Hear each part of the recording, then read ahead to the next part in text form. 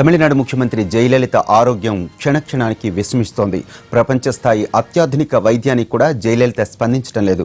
నిన్న సాయంత్రం గుండెపోటు రావడంతో అప్పటి నుంచి జయకు అత్యవసర వైద్యం అందిస్తున్నారు. గుండె, ఊపిరితిత్తులకు ఎక్మో పరికరం ద్వారా ఆక్సిజన్ అందిస్తున్నారు. లండన్ వైద్యుడు రిచర్డ్ బేలే కూడా జయ ఆరోగ్యం విషమంగా ఉన్నట్లు ప్రకటించడంతో అందరిలోనూ ఆందోళన పెరుగుతోంది. ఎలాంటి వార్త వినాల్సి వస్తుందోనని అభిమానులు, తమిళనాడు ప్రజలు ఆందోళన చెందుతున్నారు. చెన్నై అపోలో ఆసుపత్రికి చెందిన కార్డియాలజిస్టులతో పాటు ఎయిమ్స్ వైద్య బృందం, అలానే లండన్ డాక్టర్ రిచర్డ్ బేలే కూడా జయ ఆరోగ్యాన్ని ఎప్పటికప్పుడు పర్యవేక్షిస్తున్నారు. ప్రెస్ రిలీజ్ విడుదల చేయటం తప్ప అపోలో ఆసుపత్రి వైద్యులు ఎవరూ ఇప్పటివరకు జయ ఆరోగ్యంపై మాట్లాడలేదు. జయను కాపాడేందుకు మానవ ప్రయత్నాలు కొనసాగుతున్నాయన్నారు.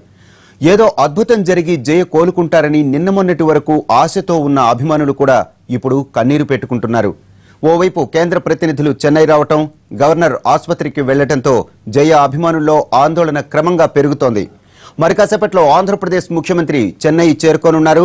5:45 కేంద్ర మంత్రి వెంకయ్య నాయుడు అపోలో ఆసుపత్రికి చేరుకోనున్నారు.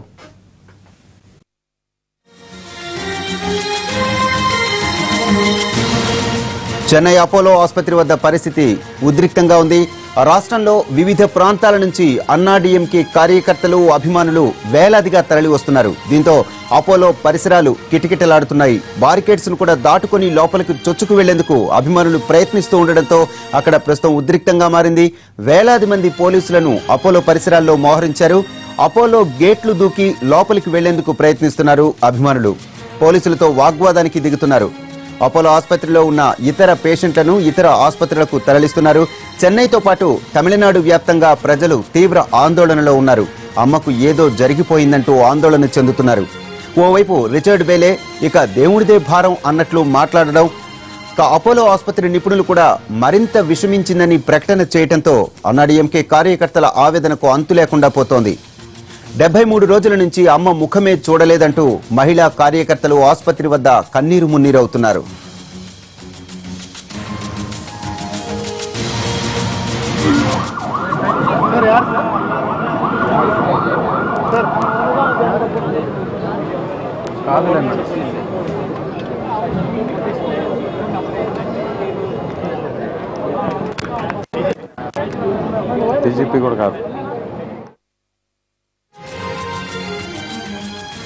జయ పరిస్థితి ఆందోళనకరంగా ఉండడంతో రాజకీయంగా ఎలాంటి సమస్యలు తలెత్తకుండా ఏర్పాట్లు చేస్తున్నట్లు కనిపిస్తోంది.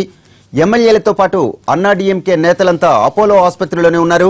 అపోలో ఆసుపత్రి 2nd ఫ్లోర్లో అత్యవసర సమావేశం జరిగింది.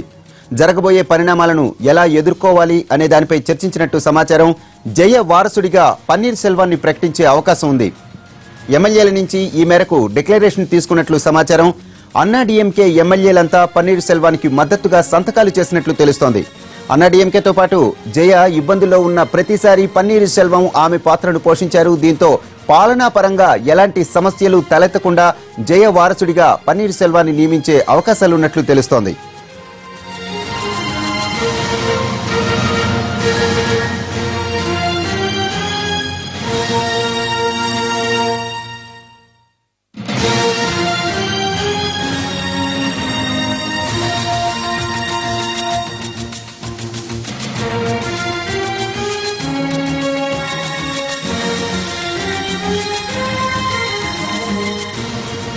జయలలిత ఆరోగ్యం విషమంగా ఉండడంతో తమిళనాడు వ్యాప్తంగా అలర్ట్ ప్రకటించారు. ఐటీ కంపెనీలు ఉద్యోగులను ఇంటికి పంపించేశాయి. రేపటి నుంచి ఐటీ కంపెనీలు సెలవులు ప్రకటించాయి.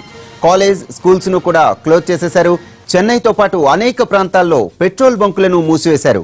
ఆఫీసులు, వ్యాపార సంస్థలను ఇప్పటికే మూసివేశారు. వ్యాపారులు స్వచ్ఛందంగా షాపులను మూసివేస్తున్నారు. పరిస్థితి అదుపు తప్పకుండా ఉండేందుకు 2 ఐపీఎస్ అధికారులకు శాంతి భద్రతల బాధ్యతలు అప్పగించారు. తమిళనాడు వ్యాప్తంగా అదనపు బలగాలను మోహరించారు. మరోవైపు చెన్నై తమిళ పరిశ్రమ కూడా షూటింగ్లను రద్దు చేసింది. బందోబస్తు కోసం అన్ని పోలీస్ స్టేషన్ల నుంచి బలగాలను పంపాలని చెన్నై పోలీస్ కమిషనర్ ఆదేశించారు.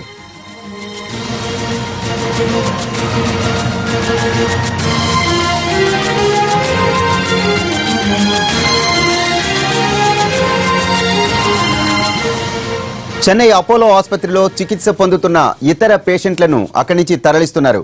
అమ్మను చూసేందుకు పెద్ద ఎత్తున అభిమానులు, నేతలు, వీఐపీలు వస్తుండటంతో అపోలో ఆసుపత్రి ఈ నిర్ణయం తీసుకుంది.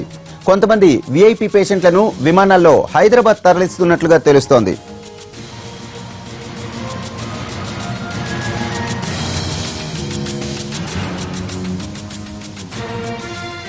ప్రస్తుతం హాస్పిటల్ దగ్గర పరిస్థితి కానీ తాజా సమాచారం కానీ అందించేందుకు మా ప్రతినిధి విజయ్ ఫోన్ లైన్ లో సిద్ధంగా ఉన్నారు. విజయ్, చెప్పండి, ప్రస్తుతం అక్కడ పరిస్థితి ఏంటి? డాక్టర్స్ ఏమైనా హెల్త్ బులెటిన్ రిలీజ్ చేశారా? ఎన్ని గంటలకు రిలీజ్ చేయబోతున్నారు? మరి కాసేపట్లోనే కీలకమైనటువంటి ప్రకటన ఇక్కడ రాబోతుందన్నటువంటి చర్చ అయితే మాత్రం భారీ స్థాయిలో అపోలో ప్రాంగణంలో ఉందని చెప్పి మనం చెప్పుకోవచ్చు. అయితే 3 గంటల నుంచి కూడా దాదాపుగా 2 గంటల పాటు ఇక్కడ పెద్ద హైడ్రామా నడిచింది. ముఖ్యంగా ఆసుపత్రికి సంబంధించినటువంటి హాస్పిటల్ వైద్య బృందం హెల్త్ బులెటిన్ రిలీజ్ చేసిన తర్వాత ఒక్కొక్కసారిగా వేగంగా పరిణామాలన్నీ కూడా మారిపోతున్నాయని చెప్పుకోవాలి. ముఖ్యంగా బీజేపీ నేత సుబ్రహ్మణ్య స్వామి చేసినటువంటి ట్వీట్ ద్వారా చేసినటువంటి ప్రకటన ఒక రకంగా ఈ ప్రాంతంలో అంతా కూడా ఒక రకమైనటువంటి ఉద్రిక్త పరిస్థితులకు దారి తీసే పరిస్థితిగా ఇక్కడ ఉన్నాయని చెప్పుకోవచ్చు. అదేవిధంగా మనం ఒకసారి గమనించవచ్చు, ఇప్పటికే అటు అన్నాడీఎంకే సంబంధించినటువంటి ముఖ్యమైనటువంటి మంత్రులు, అదేవిధంగా ఎమ్మెల్యేలందరూ కూడా దాదాపుగా రాత్రి నుంచి ఇక్కడే ఉండి అమ్మ ఆరోగ్యం గురించి వాకప్ చేస్తూ నేరుగా ఇక్కడే ఎప్పటికప్పుడు పరిస్థితిని సమీక్షిస్తూ వచ్చినటువంటి ఎమ్మెల్యేలు, మంత్రులు కూడా కొద్దిసేపటి కిందటనే వీరందరూ కూడా ఇక్కడి నుంచి నేరుగా బయలుదేరి అన్నాడీఎంకే ప్రధాన కార్యాలయంకి వీరు ఇక్కడి నుంచి వారి వాహనాల్లో బయలుదేరి వెళ్ళారు. ఆ తర్వాత అక్కడ పార్టీలో జరిగేటువంటి కీలకమైనటువంటి సమావేశంలో ఒక కీలకమైన నిర్ణయాన్ని కూడా తీసుకోబోతున్నారన్నటువంటి చర్చ ఇప్పటికే మొత్తం తమిళనాడు అంతా కూడా దావానంలో వ్యాపించిందని చెప్పుకోవచ్చు. ముఖ్యంగా అమ్మ తర్వాత ఎవరు వారసుడు అనేటువంటి నిర్ణయం కూడా ఈ పార్టీ సమావేశంలోనే తీసుకోబోతున్నారు. అందుకు అమ్మకు ఇప్పటికే తాత్కాలికంగా ఇన్ఛార్జ్ సీఎంగా, ముఖ్యంగా అమ్మ వారసుడిగా ఇప్పటికే నర్మగర్భంగా చెప్తూ వస్తున్నటువంటి పన్నీర్ సెల్వంనే ప్రకటించేటువంటి అవకాశం కూడా ఉందని ఇప్పటికే ఒక పెద్ద చర్చ కూడా నడుస్తుంది. ముఖ్యంగా ఇప్పటికే అటు రాబోయేటువంటి మరొక గంటలో కీలకమైనటువంటి ప్రకటన వస్తుందనేటువంటి చర్చ భారీ ఎత్తున ఇక్కడ తమిళనాడు అదేవిధంగా అపోలో ప్రాంగణంలో ఉందని చెప్పుకోవచ్చు. ఇప్పటికే రాబోతున్నటువంటి పేషెంట్స్ అందరినీ కూడా ఒక్కసారిగా దాదాపుగా 15 నుంచి 20 అంబులెన్స్లు ఇక్కడికి దాదాపుగా గంట నుంచి నేరుగా ఇక్కడ తీసుకొచ్చి లోపలికి అంబులెన్స్లు వెళ్ళడం, అక్కడ ఉన్నటువంటి పేషెంట్స్ ను మళ్ళీ బయట ఇతర బ్రాంచ్లో ఉన్నటువంటి అపోలో హాస్పిటల్కి షిఫ్ట్ చేసేటువంటి పరిణామాలు ఇక్కడ కనిపిస్తున్నాయని చెప్పుకోవచ్చు. దాదాపుగా అర్ధగంట సమయంలోనే 15 నుంచి 20 అంబులెన్స్లు నేరుగా ఇక్కడి నుంచి లోపలికి వెళ్ళడం, ఆ వెంటనే అక్కడ ఉన్నటువంటి పేషెంట్లందరినీ కూడా ఇతర ప్రాంతాలకి షిఫ్ట్ చేసే పరిస్థితి ఇక్కడ కనిపిస్తుందని చెప్పుకోవాలి. అదేవిధంగా పోలీసులు కూడా భారీ స్థాయిలో ఇక్కడ మోహరించడం, అదేవిధంగా అన్నాడీఎంకే పార్టీకి సంబంధించినటువంటి కార్యకర్తలందరూ కూడా ఇతర ప్రాంతాల నుంచి కూడా వారు ఉన్నటువంటి బారికేడ్లను కూడా తోసుకొని ఇక్కడ లోపలికి వస్తున్నప్పుడు కూడా పోలీసులు ఏమీ చేయలేక ఇక్కడ మౌనంగా ఉన్నటువంటి పరిస్థితి చాలా స్పష్టంగా ఉందని చెప్పుకోవాలి. ఎందుకంటే అతి కీలకమైనటువంటి ప్రకటన మరి కాసేపట్లో వెలువడుతుందేమో అనేటువంటి చర్చ ఇప్పటికి నడుస్తున్నటువంటి నేపథ్యంలో ఎవరినైనా సరే ఏదన్నా కార్యకర్తలు కావచ్చు, అదేవిధంగా కీలక నేతల్ని ఇక్కడ నిలువరించే ప్రయత్నం చేస్తే ఏదన్నా ఇబ్బందికర పరిస్థితులు తలెత్తాయంటే ఉద్దేశంతో ఇప్పటికే పోలీసులు కూడా చాలా కీలకమైనటువంటి జాగ్రత్త ఇక్కడ వహిస్తున్నట్టుగా చెప్పుకోవచ్చు. పోలీసులకు సంబంధించినటువంటి ఉన్నతాధికారులందరూ ఇప్పటికే అటు అపోలో ప్రాంగణంలో వీరు చేరుకోవడం జరిగింది. దాదాపుగా 100 మంది పోలీసులు అటు అపోలో గేట్ ముందు, అదేవిధంగా ముఖ్యంగా కేంద్రానికి సంబంధించినటువంటి పారామిలిటరీ బలగాలతో పాటు పోలీసుకు సంబంధించినటువంటి రాష్ట్ర పోలీస్ కమాండర్స్తో పాటు కీలకమైనటువంటి పోలీసు ఉన్నతాధికారులు కూడా ఇక్కడే ఉండి ఎప్పటికప్పుడు ఇక్కడ ఉన్నటువంటి పరిస్థితిని వీరు సమీక్షిస్తున్నటువంటి దృశ్యాలు మనకి చాలా స్పష్టంగా కనిపిస్తున్నాయి. ముఖ్యంగా ఉదయం నుంచి కూడా అపోలో హాస్పిటల్లో నెలకొన్నటువంటి పరిస్థితి చాలా వేగంగా అక్కడ ఉన్నటువంటి పరిణామాలన్నీ కూడా మారుతూ ఉండడంతో లోపల ఉన్నటువంటి వైద్య సిబ్బందితో పాటు క్రిటికల్ కేర్ యూనిట్లో ఉన్నటువంటి పెద్దవాళ్ళని కూడా కొద్దిసేపటి కిందటే అంబులెన్స్ ద్వారా ఇతర బ్రాంచెస్కి షిఫ్ట్ చేస్తున్నటువంటి దృశ్యాలు కూడా కనిపించాయని చెప్పుకోవాలి. అదేవిధంగా లోపల ఉన్నటువంటి పేషెంట్స్ ఆల్మోస్ట్గా బయటకి తరలించినట్లుగా కూడా ఇక్కడ తమిళనాడు వాసులు కూడా చెప్తున్నారు. మొత్తం మీద మరొక గంటలో ఏం జరుగుతుంది అనేటువంటి హైడ్రామా ఎలా ఉండబోతుంది అనేటువంటి చర్చ అయితే మాత్రం ఆసక్తి అయితే మాత్రం ఇక్కడ ఉందని చెప్పుకోవాలి. అయితే మొత్తం మీద అటు తమిళనాడులో ఉన్నటువంటి ప్రజానీకంతో పాటు అన్నాడీఎంకే కార్యకర్తలు, అదేవిధంగా ఇతర ప్రభుత్వ వర్గాలు, చివరకు పోలీసుల్లో కూడా ఒక ఆసక్తికరమైన ఇక్కడ ప్రకటన వస్తుందేమో అనేటువంటి ఆశ, అదేవిధంగా ఉత్కంఠత ఇక్కడ ఉందని చెప్పి మనం చెప్పుకోవచ్చు. ముఖ్యంగా ఇప్పటికే పోలీస్ అధికారులు చాలా ఇప్పటి వరకు చూసినట్లయితే ఉదయం నుంచి కూడా రాత్రి 9 గంటల నుంచి ప్రకటన వచ్చిన తర్వాత నుంచి ఇప్పటి వరకు కూడా పోలీసు వలయంలో ఉన్నటువంటి అపోలో ప్రాంగణం అంతా కూడా ఉదయం నుంచి కూడా ఎక్కడికక్కడంతా కూడా ఆంక్షలు విధిస్తూ పేషెంట్లు కావచ్చు, అదేవిధంగా ఇతర సామాన్య జనాన్ని కూడా ఈ చుట్టుపక్కల ప్రాంతాలకు కూడా రావడానికి అనేక ఆంక్షలు పెట్టినటువంటి పరిస్థితి ఉంది. అయితే మరొక గంటలో కీలకమైనటువంటి ప్రకటన ఇక్కడ వెలువడుతుంది అనేటువంటి ఉద్దేశంతో ఇప్పటికే అటు పోలీసు బలగాలు, అదేవిధంగా కేంద్రానికి సంబంధించినటువంటి పారామిలిటరీ బలగాలు కూడా పెద్ద ఎత్తున అపోలో హాస్పిటల్ ప్రాంగణానికి కూడా చేరుకుంది. అదేవిధంగా దాదాపుగా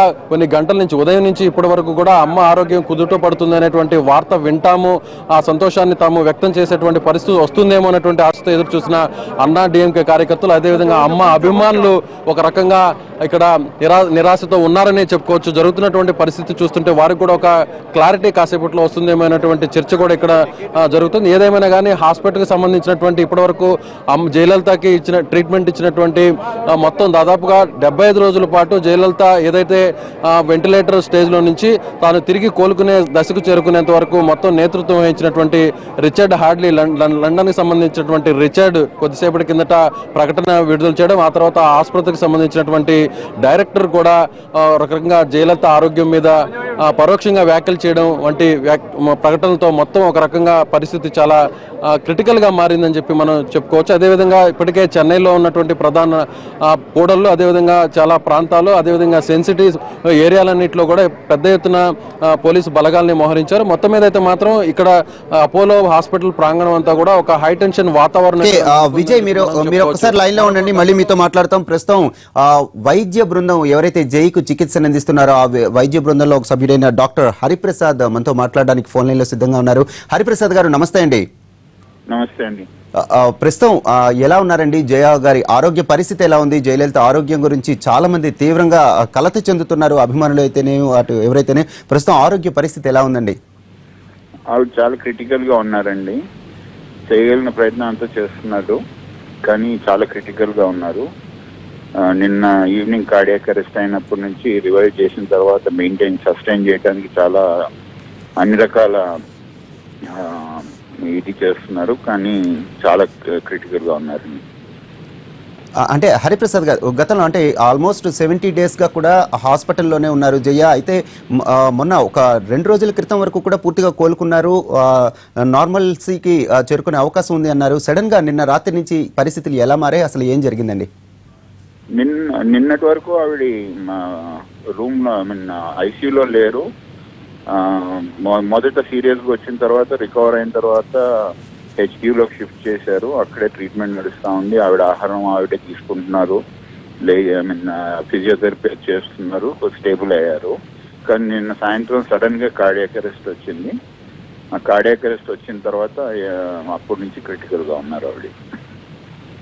ఓకే, అంటే ఈ గతంలో తీసుకున్న ట్రీట్మెంట్కి లేకపోతే ఇప్పుడు ఈ కార్డియాక్ ప్రాబ్లం ఏదైతే వచ్చిందో దీనికి అంటే ఏవైనా సంబంధాలు ఉన్నాయా, లేకపోతే గతంలో కూడా ఇట్లాంటి ప్రాబ్లం ఏదైనా వచ్చిందండి? గతంలో కూడా ఆవిడకి లంగ్ ఇన్ఫెక్షన్, అది కాకుండా డయాబెటీస్, హైపర్ టెన్షన్ అన్నీ ఉన్నాయి కదా, దాంతో పాటు ఈ కార్డియాక్ అరెస్ట్ కూడా వచ్చిందండి. అంటే గతంలో కృత్రిమ శ్వాసను అందించడం ద్వారా పూర్తిగా కోలుకున్నట్లుగా మనకు తెలుస్తుంది. ఆ కృత్రిమ శ్వాసను ఇప్పుడు కంటిన్యూ చేస్తున్నారా? ఇప్పుడు కార్డియాక్ ప్రాబ్లంకి ట్రీట్మెంట్ ఎట్లా కొనసాగుతుంది? అవునండి, ఇప్పుడు ఎక్మో మీద పెట్టారండి. ఎక్మో అంటే heart function, lung function machine మీద నడుస్తుంది అనమాట. ఆవిడ తన సిస్టమ్స్ ని తన సొంతంగా సపోర్ట్ చేసుకునే వరకు ఈ ఎక్మో మెషిన్ అనేది చాలా అడ్వాన్స్ మెషిన్. ఇది పెట్టి సపోర్ట్ చేస్తున్నారు ప్రస్తుతానికి. హోపింగ్ దట్ ఆవిడ ఓన్ సిస్టమ్ మళ్ళీ స్టార్ట్ ఫంక్షనింగ్. ఓకే, అంటే ఈ ఎక్మో ట్రీట్మెంట్ కి ఆవిడ స్పందిస్తున్నారా పూర్తిగా? ఎన్నాళ్ళు ఇది కొనసాగే అవకాశం కనిపిస్తోంది? ఎక్మో ట్రీట్మెంట్ ఎప్పటికప్పుడు మానిటర్ చేస్తూ ఉంటారండి. ఎక్మో ట్రీట్మెంట్ పెట్టిన తర్వాత కంటిన్యూస్ గా మానిటరింగ్ ఉంటుంది. ఆవిడ సొంతంగా పూర్తిగా మెయింటైన్ చేసుకోగలిగే స్టేజ్ రావాలి. ఆ స్టేజ్ వరకు ఎక్మో ట్రీట్మెంట్ పెడతారు, కానీ ఆవిడ చాలా క్రిటికల్గా ఉన్నారు ఈ టైంలో. అంటే యాక్చువల్గా అంటే ఈ ఎక్మో ట్రీట్మెంట్ అనేది ఏ స్థాయిలో ఉండే పేషెంట్స్కి ఇవ్వడం జరుగుతుంది? ఎక్మో వల్ల ఎట్లాంటి హెల్ప్ జరుగుతుంది పేషెంట్కి? ఎక్మో మెయిన్లీ లంగ్ మన ఊపిరితిత్తులు సరిగ్గా ఫంక్షన్ చేయకుండా మామూలుగా మనం హార్ట్ నుంచి రక్తం లంగ్స్ లోకి వెళ్ళి క్లీన్ అయ్యి మళ్ళీ హార్ట్కి వచ్చి రెస్ట్ ఆఫ్ ద బాడీకి వెళ్తుంది. లంగ్స్ ఫంక్షన్ సరిగ్గా లేకపోయినప్పుడు ఎక్మో, హార్ట్ ఫంక్షన్ సరిగ్గా లేనప్పుడు ఎక్మో పెట్టి హార్ట్ ఫంక్షన్ని టెంపరీగా ఎక్మో టేక్ ఓవర్ చేసి ఆ ఫంక్షన్ ఆ పేషెంట్ సొంత లంగ్స్ హార్ట్ ఫంక్షన్ నార్మల్కి వచ్చే వరకు సపోర్ట్ చేస్తుందండి. అంటే ఆ లంగ్స్కి ఇన్ఫెక్షన్ రావటం వల్ల పూర్తిగా దానంతటా పని చేసుకోలేని పరిస్థితిలో ఉన్నప్పుడు ఈ ఎక్మో ఇవ్వటం జరుగుతుందంటారు? అవునండి. లంగ్స్ హార్ట్, అప్పుడు ఆవిడకేమో హార్ట్ నిన్న కార్డియాక్ అరెస్ట్ అయింది కదా. ఓకే. హార్ట్ కూడానండి. అదే లండన్ డాక్టర్ గారు రిచర్డ్ గారి ట్రీట్మెంట్ కూడా జరుగుతుంది కదా, వారేమంటున్నారండి హెల్త్ ఇప్పుడుండే పరిస్థితికి? వారితో కంటిన్యూస్ గా టచ్ లో ఉన్న ట్రీటింగ్ డాక్టర్స్ వారు చెప్పింది ఏంటంటే ఇప్పుడు ఉన్న కండిషన్ లో బెస్ట్ ట్రీట్మెంట్ ఇస్తున్నారు. She's in the best hands with the best doctors. కానీ సిచ్యువేషన్ చాలా గ్రేవ్ గా ఉందని చెప్తున్నారు. అంటే ఇప్పుడు ఏజ్ కూడా ఒక ఫ్యాక్టర్ కావచ్చు అంటారండి, అంటే ఈ ట్రీట్మెంట్ కి స్పందించకపోవటానికి?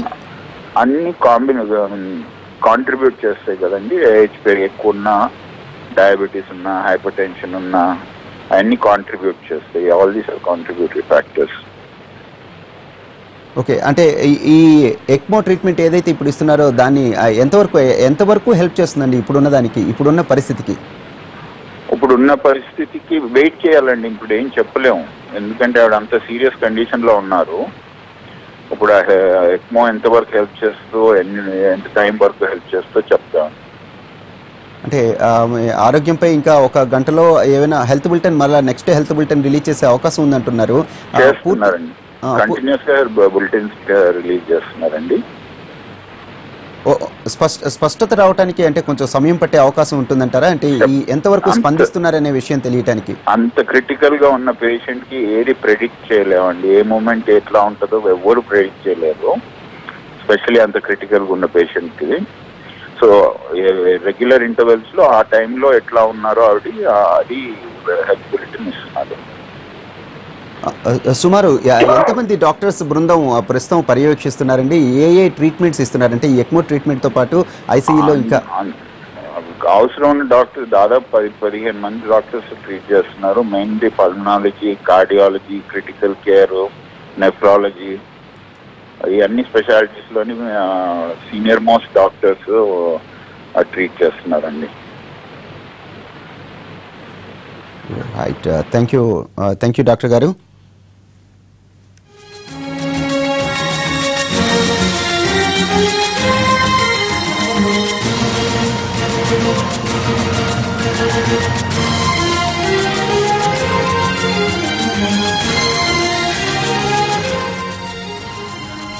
జయలలితకు ట్రీట్మెంట్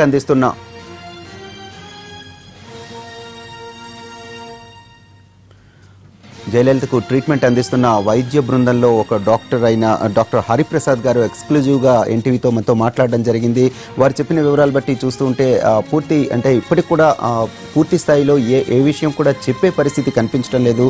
ఎక్మో ట్రీట్మెంట్ అయితే కొనసాగుతోంది, కానీ చాలా క్రిటికల్ పరిస్థితుల్లో ఉన్నారు. ఏ నిమిషాన్ని ఎట్లా స్పందన ఉంటుంది, పేషెంట్ ఎంతవరకు సహకరిస్తారు అనే విషయాన్ని మేము చెప్పలేకపోతున్నాం.